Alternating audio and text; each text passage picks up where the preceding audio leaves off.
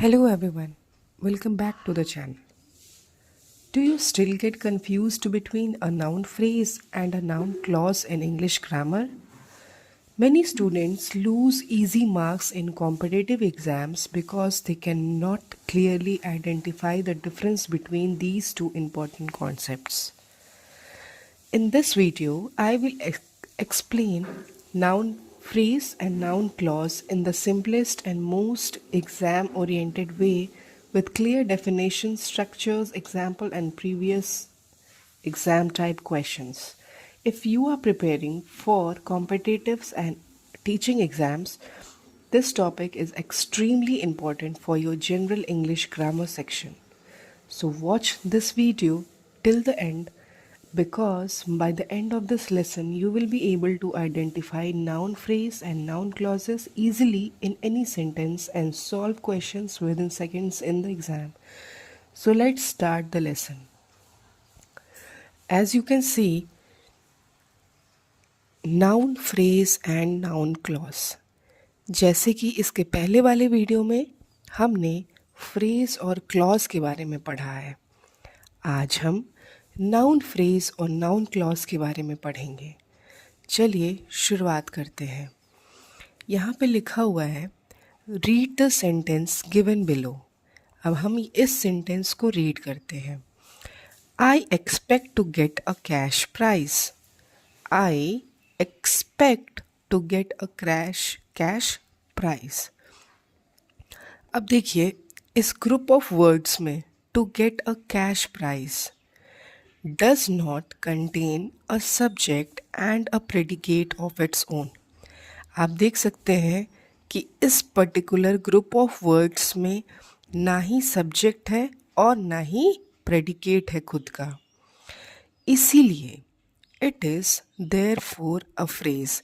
इसके पहले हम लोगों ने पढ़ा था अपने वीडियो में कि फ्रेज में उसका अपना सब्जेक्ट नहीं होता, अपना वर्ब नहीं होता, अपना प्रेडिकेट नहीं होता है, इसीलिए हम उसको क्या बोलते हैं, फ्रेज। और देखिए आगे, this phrase does the work of a noun. लेकिन ये जो फ्रेज है किसका काम कर रहा है, नाउन का। क्यों? Since it is the object of the verb expect। ये जो है expect का क्या है, ऑब्जेक्ट है। मतलब कि हम उम्मीद कर रहे हैं, क्या उम्मीद कर रहे हैं, to get a cash prize. तो इसीलिए ये जो है ऑब्जेक्ट जो है इस एक्सपेक्ट का वर्ब है, इसीलिए इसको हम नाउन फ्रेज कहते हैं। चलिए एक बार फिर से रिवाइज कर लेते हैं कि जो ये ग्रुप ऑफ वर्ड्स है to get a cash prize, इनका ना अपना कोई सब्जेक्ट है और ना ही प्रेडिकेट है खुद का, इसीलिए हम इसको फ्रेज कहेंगे। और ये जो फ्रेज है किसका काम कर रहा है, नाउन का। क्यों? क्योंकि ये जो वर्ब एक्सपेक्ट है इसका ये ऑब्जेक्ट है। Is that clear? इसीलिए हम इसको नाउन फ्रेज कह रहे हैं। अब आपको एग्ज़ाम में कभी भी कोई सेंटेंस आए तो I think you will be able to clarify the noun clause, noun phrase sorry. अब चलिए हम दूसरे एग्जाम्पल पे चलते हैं। देखिए दूसरा है example, I expect that I will get a cash prize. अब देखिए यहाँ पे जो सेंटेंस है उसमें थोड़ा सा चेंज हो गया है और इसका पूरा मतलब ही बदल गया। I expect that I will get a cash prize. अब देखिए द ग्रुप ऑफ वर्ड्स, यहाँ पे जो ग्रुप ऑफ वर्ड्स है I will, that I will get a cash prize, that I will get a cash prize contains a subject I. यहाँ पे देखिए subject है आई, ठीक, and a predicate will get a cash prize, और एक predicate भी है, क्या है, will get a cash prize.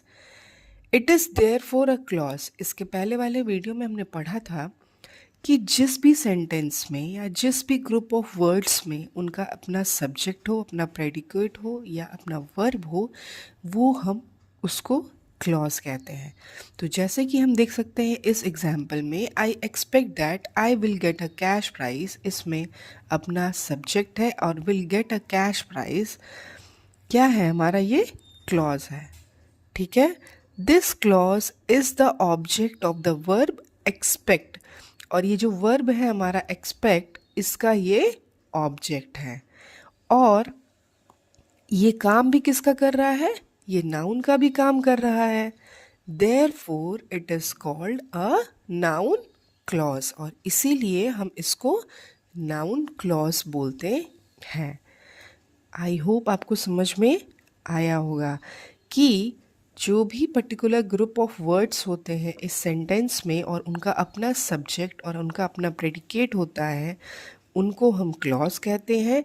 और चूंकि यहाँ पे हम देख रहे हैं एक्सपेक्ट जो है, जो कि वर्ब है, उसका जो ऑब्जेक्ट है ये काम कर रहा है ये पूरा, और साथ ही साथ एक वर्क ऑफ अ नाउन की तरह ये काम कर रहा है।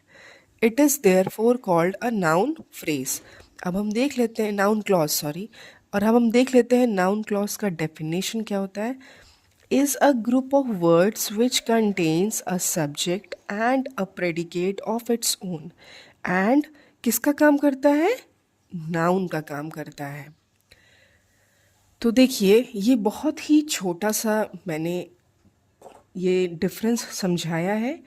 अब हम इसको कंक्लूड करते हैं और क्या सीखे हैं उसको रिवाइज करते हैं, और इसके बाद वाली क्लास में हम एडजेक्टिव फ्रेज और एडजेक्टिव क्लॉज के बारे में पढ़ेंगे, जिसके बाद हम एडवर्ब क्लॉज, एडवर्ब नाउन के बारे में पढ़ेंगे, और उसके बाद हम क्वेश्चंस को सॉल्व करेंगे, जिससे जो है हमारा कोई क्वेश्चन गलत नहीं होगा। So in this video we clearly understood the difference between a noun phrase and a noun clause, their definitions, structures, example. As you can see, in noun phrase it does not contain a verb, and noun clause contains a subject, verb and function as a noun in a sentence. If you revise this concept properly, it become a short scoring topic in competitive exams. If you found this video helpful, like the video, share it with your friends preparing for teaching exams, and subscribe to the channel for more exam oriented English grammar lessons and revision notes. So see you in the next video with another important grammar topic for competitive exams. Keep learning, keep growing. Thank you.